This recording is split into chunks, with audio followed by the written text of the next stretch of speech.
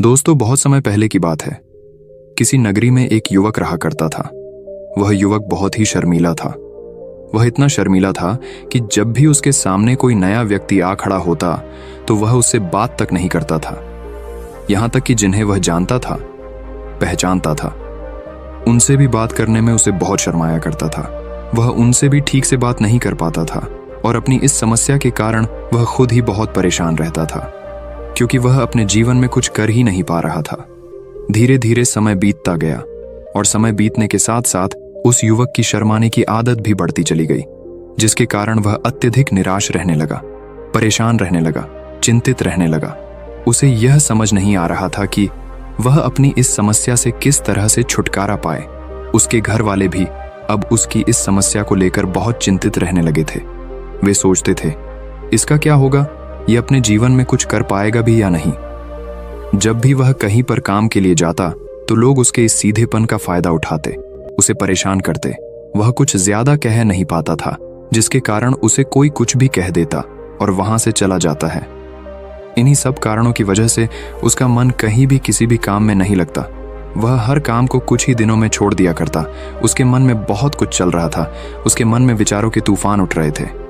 वह सबसे बहुत कुछ कहना चाहता था, लेकिन अपनी इस आदत के कारण वह किसी से कुछ नहीं कह पा रहा था। वह अंदर ही अंदर घुटता जा रहा था। सारे विचार, सारी बातें उसके मन में ही दबी पड़ी थीं। लेकिन कभी भी वह किसी से भी अपने मन की बात नहीं बताता था। जब छोटा सा बच्चा था तब उसे लोग बहुत पसंद करते थे। उसकी इस आदत को भी लोग सराहते थे। लेकिन इसी आदत की वजह से जब वह बड़ा हो गया, युवा हो गया, तो इसी आदत के कारण उसे अपना जीवन जीने में भी अत्यधिक परेशानियां उठानी पड़ रही थीं और वह युवक भी अपनी इस गलती के कारण बहुत परेशान रहता। अपनी इस एक आदत से छुटकारा पाना चाहता था। वह चाहता था कि वह लोगों से अपने मन की बात खुलकर कह पाए। जो कुछ करना चाहता है, जो कुछ कहना चाहता है, वह सबसे वह खुलकर कह सके, कर सके। लेकिन जब भी कोई दूसरा उसके सामने आता तो उसकी जुबान मानो खुलती ही नहीं। यहां तक कि वह अपने माता पिता के सामने भी ठीक से बात नहीं कर पाता था। केवल उसके कुछ मित्र थे जिनसे वह अपने मन की बात कर पाता था। जब भी वह किसी बात का जवाब देता तो लोग उसकी हंसी उड़ाते थे, उसका मजाक बनाते। लोग कहते हैं कि आज तो तेरे मुंह में भी जबान आ गई है। यह समस्या दिन ब दिन बढ़ती चली जा रही थी और इस समस्या के कारण अब उसके पिता भी अत्यधिक चिंतित रहने लगे थे। वह चाहते थे कि उनका बेटा भी दूसरों के सामने अपने मन की बात रख सके। लेकिन एक दिन जब अपने उस बेटे को दूसरों के सामने शर्मिंदा होता हुआ देख रहे थे, तभी उन्हें बहुत क्रोध आया और वह अपने बेटे को खरी खोटी सुनाने लगे। उन्होंने उसे इतना डांट दिया कि वह युवा लड़का अत्यधिक क्रोधित हो गया और वहां से बिना कुछ कहे वहां से चला गया। शाम हो चुकी थी और अब तक उनका बेटा घर नहीं लौटा था। माता और पिता दोनों बड़े ही चिंतित थे। वे अपने बेटे को वापस घर पर देखना चाहते थे, लेकिन युवा लड़का तो भागते भागते पहाड़ की चोटी पर जा पहुंचा था। वह वहां से नीचे की ओर झांक रहा था और ईश्वर से कह रहा था, हे भगवान, आपने मुझे ऐसा क्यों बनाया? लोग मेरा मजाक उड़ाते हैं, लोग मेरी हंसी उड़ाते हैं। जब मैं इस दुनिया में अपने मन की बात रख ही नहीं सकता, मैं किसी से कुछ कह ही नहीं सकता, तो फिर मैं इस जीवन को जी कर क्या करूंगा? जब भी मैं किसी से कुछ कहने की कोशिश करता हूं तो लोग मेरा मजाक बनाते हैं, मेरी हंसी उड़ाते हैं, यहां तक कि वह मुझसे कुछ भी कहकर चले जाते हैं और मैं उनका जवाब नहीं दे पाता। ऐसा जीवन जीकर मुझे क्या मिलेगा? इसलिए मैं तेरे पास आ रहा हूं। इतना कहकर जैसे ही वह युवक कूदने की तैयारी कर रहा था कि तभी पीछे से आवाज सुनाई पड़ी, बेटा, जान देना तो बहुत आसान है, लेकिन इस जान को तुम वापस नहीं पा सकोगे। जैसे ही ये आवाज उसके कानों में पड़ी, वह पीछे मुड़कर देखने लगा। उसने जैसे ही पीछे मुड़कर देखा, उसने पाया कि एक बौद्ध भिक्षु उसके पीछे खड़े हैं। उन्हें देखकर वह डर सा गया और अपने कदम पीछे खींच लिए और चुपचाप वहां पर खड़ा हो गया। अपनी आदत के कारण वह उनसे कुछ कह नहीं पा रहा था।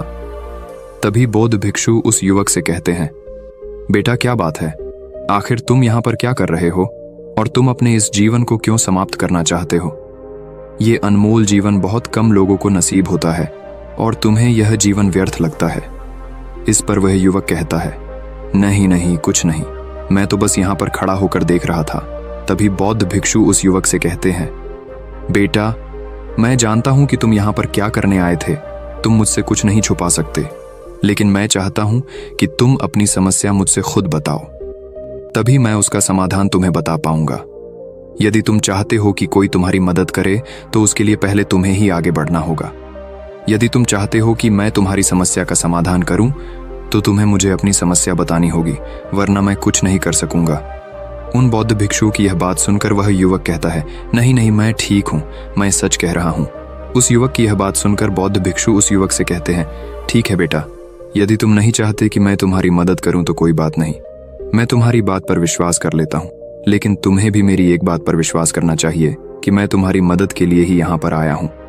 तुम चाहो तो तुम अपनी समस्या मुझे बता सकते हो और मैं तुम्हारी इस समस्या का समाधान भी अवश्य करूंगा। इसका जवाब देते हुए युवक उन बौद्ध भिक्षु से कहता है, नहीं नहीं, मैं ठीक हूं, आप जाइए। इस पर वह बौद्ध भिक्षु उस युवक से कहते हैं, ठीक है बेटा, यदि तुम चाहते हो कि मैं यहां से चला जाऊं तो मैं यहां से चला जाता हूं, लेकिन मेरी एक बात याद रखना, मेरे जाने के बाद मैं तुम्हारी कोई मदद नहीं कर पाऊंगा और हो सकता है कि तुम्हारी मदद के लिए कोई और आगे भी ना आए। इतना कहकर बौद्ध भिक्षु पीछे की ओर मुड़े और अपने मार्ग में आगे बढ़ने लगे। वो युवक वहीं पर खड़ा होकर ये सब देख रहा था। जैसे ही वह कुछ दूर पहुंचे तभी उस युवक ने जोर से आवाज लगाई, गुरुदेव, मेरी समस्या बहुत बड़ी है, क्या आप उसका समाधान कर सकेंगे? क्या आप मुझे उसका समाधान दे सकेंगे? यह सुनकर बौद्ध भिक्षु वहीं पर खड़े हो गए और पीछे मुड़कर उन्होंने उस युवक की बात का जवाब देते हुए कहा, बेटा, इस दुनिया में कोई भी ऐसी समस्या नहीं है जिसका कोई समाधान ना हो।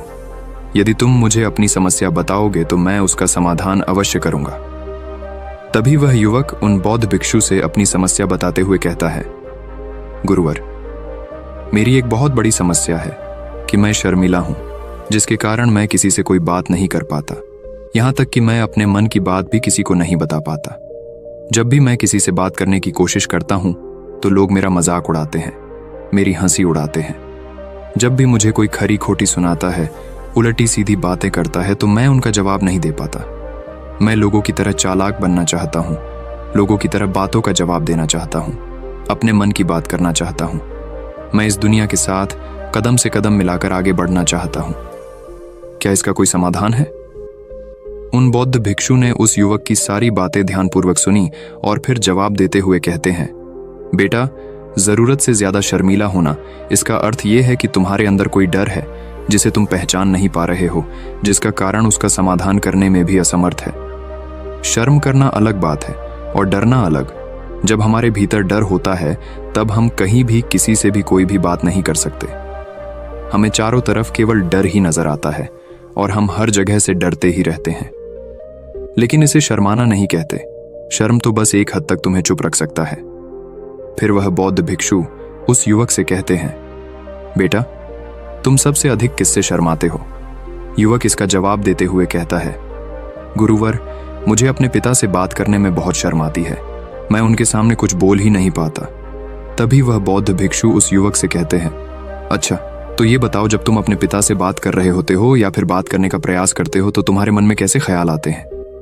युवक इसका जवाब देते हुए कहता है, गुरुवर, जब भी मैं अपने पिता से बात करने का प्रयास करता हूं तो मुझे ऐसा लगता है कि मानो मेरे पिता अभी मुझे डांट देंगे, मुझ पर क्रोध करेंगे, मुझसे नाराज हो जाएंगे और कहीं ना कहीं मुझे यह भी लगता है कि मैं कुछ गलत बात ही करूंगा।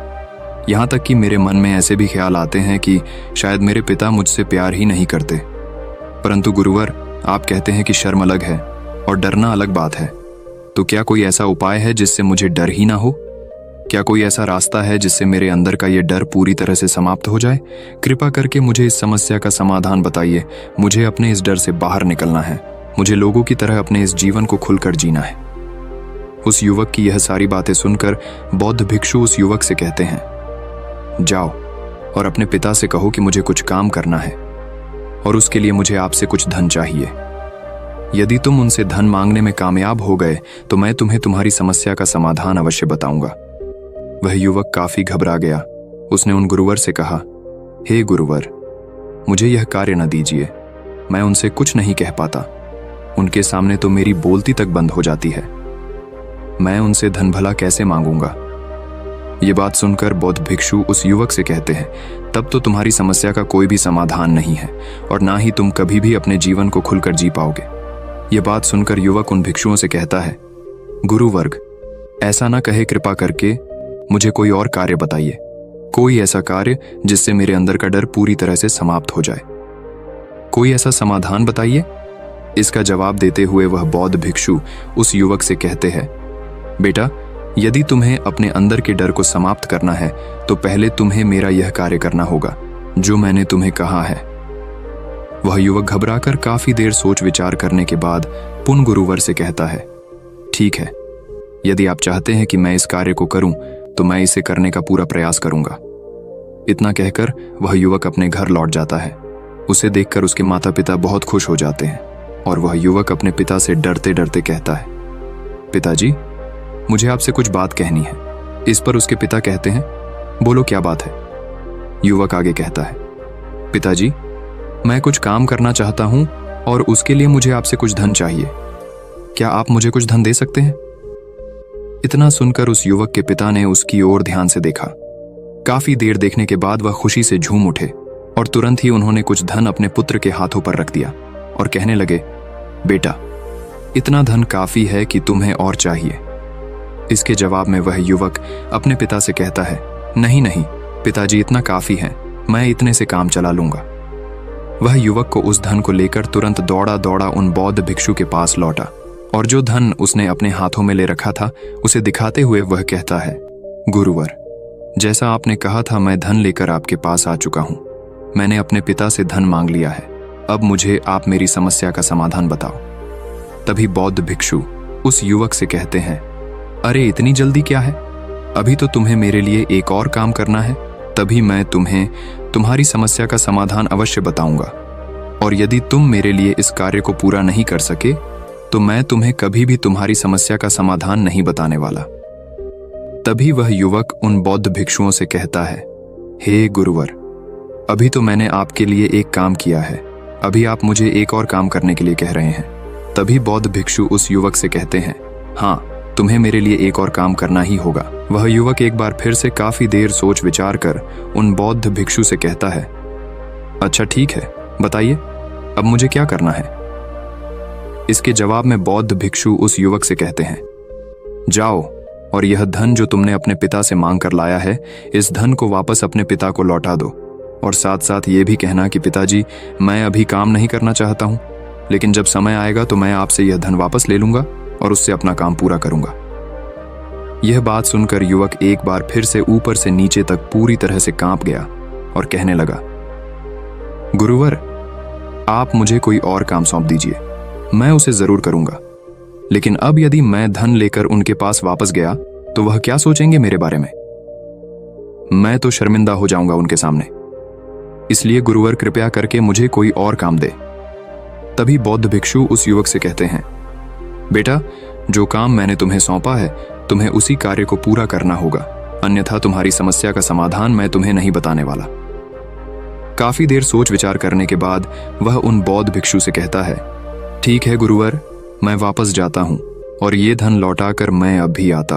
वह तुरंत दौड़ा अपने पिता के पास वापस लौटा और उसने अपने पिता से कहा, पिताजी, मैं यह धन अभी नहीं लेना चाहता, अभी ये धन आप मुझसे वापस ले लीजिए। जब मुझे कोई काम पड़ेगा तो मैं आपसे ये धन वापस ले लूंगा। उसके पिता ने उस युवक की तरफ घूर घूर कर काफी देर तक देखा और फिर मुस्कुराते हुए कहने लगे, बेटा, मैं समझता हूं कि किसी भी काम को शुरू करने से पहले हमें उसके बारे में जानकारी इकट्ठा करनी चाहिए। उसके बारे में समझना जरूरी है। कब, क्या, कैसे और कब तक करना है, इसके बारे में भी हमें जानकारी लेनी जरूरी है। कोई भी काम ऐसे ही नहीं शुरू किया जा सकता, उसमें हम नहीं होंगे या फिर नहीं, इसका भी अनुमान हमें लगाना पड़ता है। और जब हम इन सभी के बारे में सही जानकारी प्राप्त कर लेते हैं तभी हमें धन लगाना चाहिए। मुझे बहुत खुशी है कि तुमने ये सही निर्णय लिया है। जब तुम्हें यह समझ में आ जाए कि जो कार्य तुम करने जा रहे हो वह तुम्हारे लिए उचित है, तब तुम चाहो तो मैं तुम्हें यह धन वापस लौटा दूंगा। युवक अपने पिता से यह सारी बातें सुनकर मन ही मन बहुत प्रसन्न था। उसने ये तो उम्मीद तक नहीं की थी कि उसके पिता हंसकर उसे इस तरह से सारी बातें समझाएंगे। वह मन ही मन ये सोच ही रहा था कि तभी उसके पिताजी उसके और करीब आए और अपनी उस युवा बेटे को गले से लगा लिया। जैसे ही उसके पिता ने उस युवक को गले से लगाया, उसको बहुत अच्छा महसूस हुआ। उसका आत्मविश्वास, उसका हौसला और बढ़ता गया। उसके बाद युवक वापस पुन गुरुवर के पास लौटा और कहने लगा, गुरुवर, जैसा आपने कहा था मैंने बिल्कुल वैसा ही किया है। मैंने धन अपने पिता को वापस कर दिया है। अब तो कृपया करके मुझे मेरी समस्या का समाधान बता दीजिए। तभी बौद्ध भिक्षु उस युवक की तरफ देखकर मुस्कुराते हैं और इस युवक से कहते हैं, बेटा इतनी जल्दी क्या है, अभी तो तुम्हें मेरे लिए एक और काम करना ही पड़ेगा। वह युवक कहता है, महाराज, आप आखिर मुझसे बार बार इस तरह से काम क्यों करवा रहे हैं? क्या आपके पास मेरी समस्या का कोई समाधान नहीं है? कहीं आप मुझे बेवकूफ तो नहीं बना रहे? जिस तरह से लोग मुझे बेवकूफ बनाते हैं, क्या आप भी मेरे साथ वही तो नहीं कर रहे? आपने कहा जाओ अपने पिता से पैसे मांग कर लाओ, मैंने पैसे मांग कर लाए आपने, फिर कहा जाओ ये पैसे अपने पिता को लौटा कर आओ, मैंने आपके कहे अनुसार बिल्कुल वैसा ही किया। और अब आप कह रहे हैं कि मैं आपके लिए एक और काम करूं? नहीं, ये मुझसे नहीं होगा। तभी बौद्ध भिक्षु उस युवक की तरफ देखकर मुस्कुराते हैं और कहते हैं, बेटा बस ये आखिरी काम है और यह बहुत सरल भी है। तुम जैसे ही इस कार्य को पूरा करोगे, मैं तुम्हें वचन देता हूं कि मैं तुम्हारी समस्या का समाधान तुम्हें अवश्य बताऊंगा। इस पर वह युवक फिर से एक बार सोच विचार करता है और उन बौद्ध भिक्षु से कहता है, ठीक है, लेकिन ये आखिरी काम जो मैं आपके लिए करूंगा, बताइए मुझे क्या करना है। तभी बौद्ध भिक्षु एक मूर्ति निकालकर उस युवक के हाथ में थमा देते हैं। वह मूर्ति देखने में बहुत ही साधारण सी थी, लेकिन वह बौद्ध भिक्षु उस युवक से कहते हैं, बेटा तुम्हें इसे बाजार में ले जाना है, इसे बेचना है और इसके बदले में तुम्हें 100 सोने के सिक्के लेकर आने हैं। जब तुम यह करने में सफल हो जाओगे, तभी मैं तुम्हें तुम्हारी समस्या का समाधान तुम्हें बता पाऊंगा। वह युवक उस मूर्ति को अपने हाथ में लेकर बड़े ही गौर से देखता है और उन बौद्ध भिक्षुओं से कहता है, हे गुरुवर, ये तो बड़ी ही साधारण सी मूर्ति लग रही है, मानो मिट्टी की बनाई गई। इसके लिए भला 100 सोने के सिक्के मुझे कौन देगा? कहीं आपका माथा फिर तो नहीं गया है?